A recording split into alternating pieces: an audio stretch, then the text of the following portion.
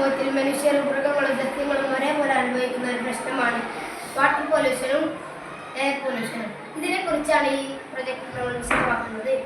ഫാക്ടറികളിൽ നിന്നുള്ള മലിനജലവും വീടുകളിൽ നിന്നുള്ള മലിനജലവും വാട്ടർ പൊല്യൂഷന് കാരണമാണ്.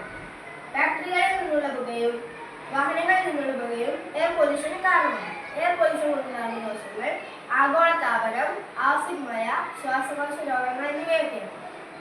വാട്ടർ പൊല്യൂഷൻ കൊണ്ടുണ്ടാകുന്ന ദോഷങ്ങൾ ജീവജാലങ്ങളുടെ നാശം, സസ്യങ്ങളുടെ വളർച്ച പരിധിച്ച എന്നിവയൊക്കെയാണ്. ഫാക്ടറികളിൽ നിന്ന് വരുന്ന മലിനജലം കൂടുതലായി പോകുന്നത് നമ്മുടെ സമൂഹത്തിലെ നദികളിലേക്കാണ്.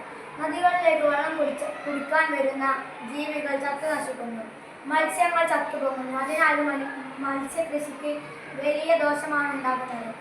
അതിനാൽ മലിനജലം ഒഴുകുന്ന ടാപ്പുകളിലെല്ലാം ഫിൽറ്റർ വെച്ച് പിടിപ്പിക്കുക. ഫിൽറ്റർ വെച്ച് പിടിപ്പിച്ചാൽ മലിനമായി വരുന്ന ജലമെല്ലാം ഫിൽറ്റർ ചെയ്ത് നല്ല ജലത്തെ പുറംതള്ളുന്നു.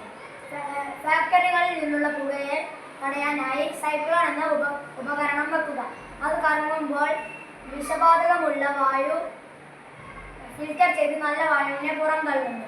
വീടുകൾ പരമാവധി ഗ്യാസ് അടുപ്പാക്കാൻ ശ്രദ്ധിക്കുക. വാഹനങ്ങൾ സോളാർ, ഇലക്ട്രിക് എന്നിവയാക്കുക.